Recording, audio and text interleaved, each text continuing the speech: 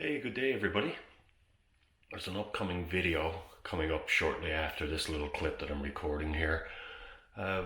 We had a replica of an original cod trap that was used in Newfoundland, given us this as a smaller scale model. The video clip that's going to be coming up now very shortly is Joy's brother-in-law, Mr. Art Jerrett, explaining how the nets were used and what the nets actually look like.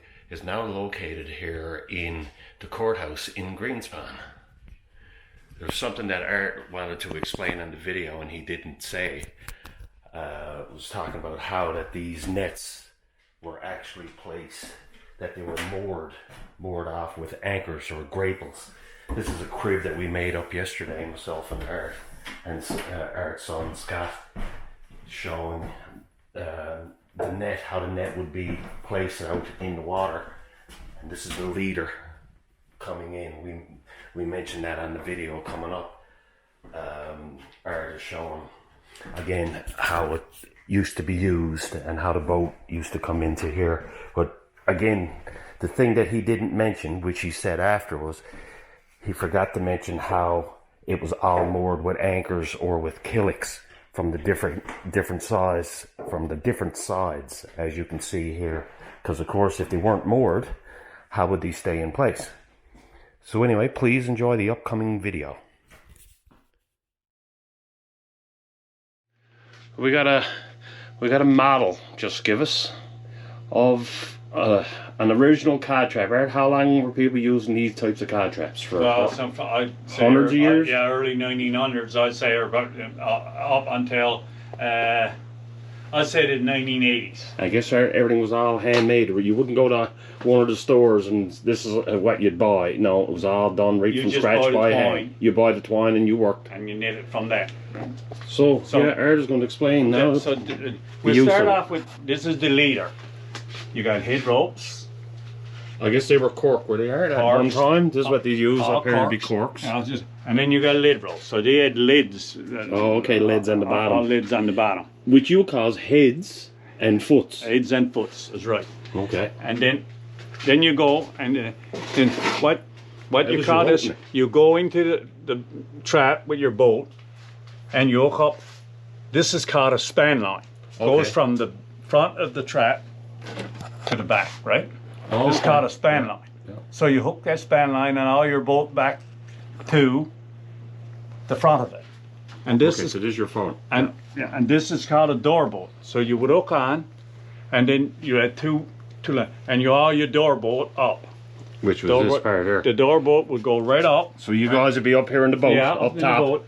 And now you pull that up. Now the fish is trapped in the bag, in the trap, right? And I guess just before we get ahead of ourselves, that main section here, the leader, the cod would come along to that. They'd either swim left or they'd swim right. So if they swim to the right, my right, they'd go on into the net. So that's how it worked. Yeah, that's how it worked. So now the door boat is up, and what they call it, then they start there and you cut around. So you cut you twine around so it's on the front of your boat. Then as you're on your boat, the door boat is over on this side of the boat. Now you go around and keep your line up so that we just call that cutting around. This is a V. Here it's called the V, right? Those two corners, this corner over there is a V. It's called a V. So you pull that, and then you pull so much twine in until you had whatever in your boat, and then you just throw it out and work your way towards the back of the trap. And as you work your way up to the back, you work your way on up, you work your way on up to the back of the trap. Then you would get your back foots. All your fish would be stuck in there. In this bag. And this is a corner. That's a corner. And this one there is the main marn. That would be the main main keg. That's a keg, we call that. Yeah, right? yeah. So then you would get the fish in that bag, and you what we call dry it up. In other words, make the fish so we could get at it with dip nets. Yeah. And dip it in. And then that would be the end of the haul. Yeah, so when the haul was done, you let it all go again. And it's all gone again. Wow, okay. Yeah, so that would be just just exactly like you see here. This is probably like a 1 to a 100 scale model. That's your foots.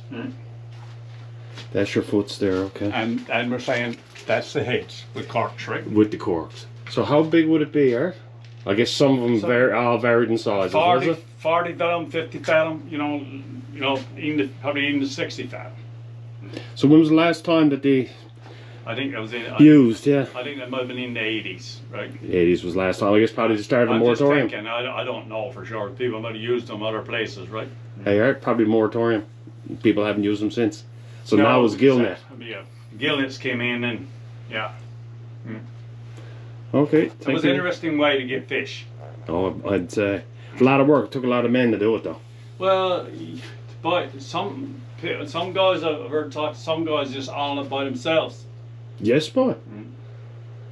Wow. All right. Thanks, Art.